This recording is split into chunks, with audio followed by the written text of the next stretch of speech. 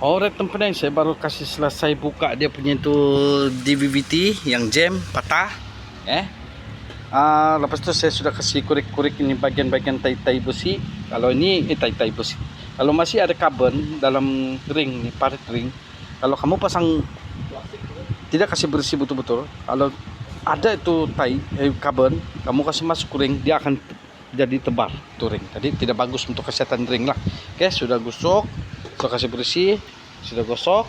So karansap pun saya ini teman-teman, kamu pun tahu juga kan sebelum ini ada juga tengok saya punya video. Saya polish. Oke, polish kasih lari itu calar-calar. Calar-calar kan tengok semua sudah polish. Tinggal mau cuci lagi balik. Lepas itu saya akan balik kepada blok. Blok ini pun saya mau kasih polish lah. Bukan setakat kita mau oboh ya teman-teman. Macam tu biba pun saya tidak kasih tengok yang saya kasih. Macam adakah? Yang kerancap saya kasih licin, semua saya kasih licin, lubang-lubang sini semua kasih licin, kasih jadi ori dia, kasih balik kepada ori balik supaya orang boleh pakai itu kereta, dia dapat feeling daripada macam dia ambil dulu.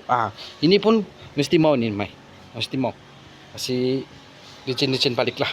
Nanti tahulah saya pakai apa barang, oke? Kertas pasir sama itu, anulah. Tahu lah itu nanti Mai, nanti kita atur deh, nanti kita tengok saja. Ya teman-teman, ini untuk Agia 99, oke?